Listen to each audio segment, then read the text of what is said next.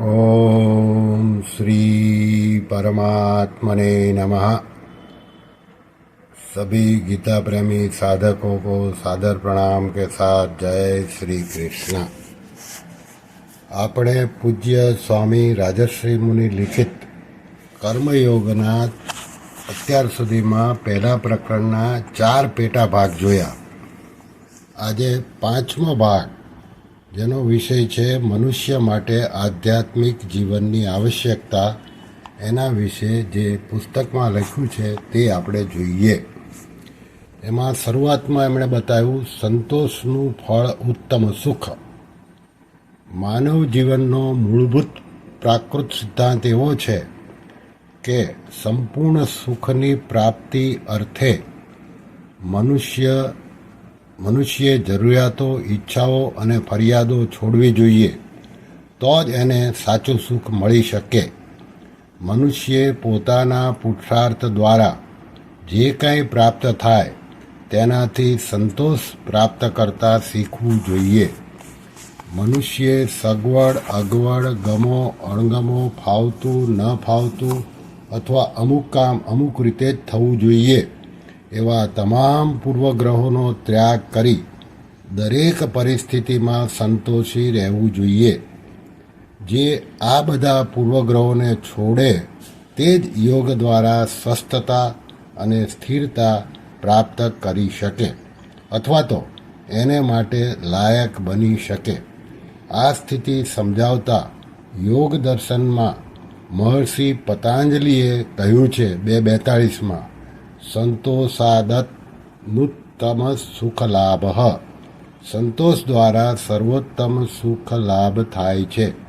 આનો અર્થ એ થયો કે યોગ સાધના દ્વારા પરમાનંદની પ્રાપ્તિ માટે સાધકે તૃષ્ણા અને વાસનાના વિષયોની તીવ્ર સ્પૃહાના સમૂહનો સૌ પ્રથમ ત્યાગ કરવો જોઈએ, કારણ કે તેમાં જ અસંતોષના મૂળ છે. જ્યારે આ અસંતોષના મૂળ અદૃશ્ય થાય છે ત્યારે જ સાચું સુખ પ્રાપ્ત થાય છે. સાચું સુખ અને સંતોષ એ તો આંતરિક અનુભૂતિ છે, કારણ કે આનંદ એ આત્માના 3 લક્ષણોનું એક લક્ષણ છે. એટલે બાહ્ય વિષય દ્વારા સાચું સુખ પ્રાપ્ત થતું નથી. શાશ્વત સુખ અને પરમાનંદની પ્રાપ્તિ ત્યારે જ થાય છે કે જ્યારે વાસનાના સંપૂર્ણપણે નિર્મૂળ થઈ જાય અને મન યોગ સાધના દ્વારા પૂર્ણ સંતોષ અને શાંતિ અનુભવતું હોય. ત્યાર પછી મનુષ્ય માટે આધ્યાત્મિક જીવનની આવશ્યકતા એ વિષય વિશે લખે છે. મનુષ્યો બંધનગ્રસ્ત સ્થિતિમાં બાહ્ય જગતના ક્ષણિક સુખો પાછળ આકર્ષાઈને ફાંફા મારી સમય વેડફે છે અને સર્વોચ્ચ આનંદ અને શાંતિની પ્રત્યક્ષ અનુભૂતિથી વંચિત રહે છે. બાહ્ય પદાર્થોમાંથી સુખ મળશે એવી ખોટી આશામાં ક્ષુલ્લક સાંસારિક ભોગો પાછળની દોડ પ્રત્યે તે વધુ આકર્ષાય છે. આ આત્માના મૂળ સ્વભાવથી તદ્દન વિપરીત છે. માટે ક્યારેક તેને સમજાય છે કે સંસારના ભોગો ઘણા ભોગવ્યા પણ તૃપ્તિ મળી નહીં, માટે આનાથી વિશેષ કંઈક હોવું જોઈએ. હવે શેષ આયુષ્ય ભોગો પાછળ ન ગુમાવવું એમાં જ દાપણ છે. આમ વિચારી તે ભોગનો માર્ગ છોડી યોગના માર્ગે વળે છે.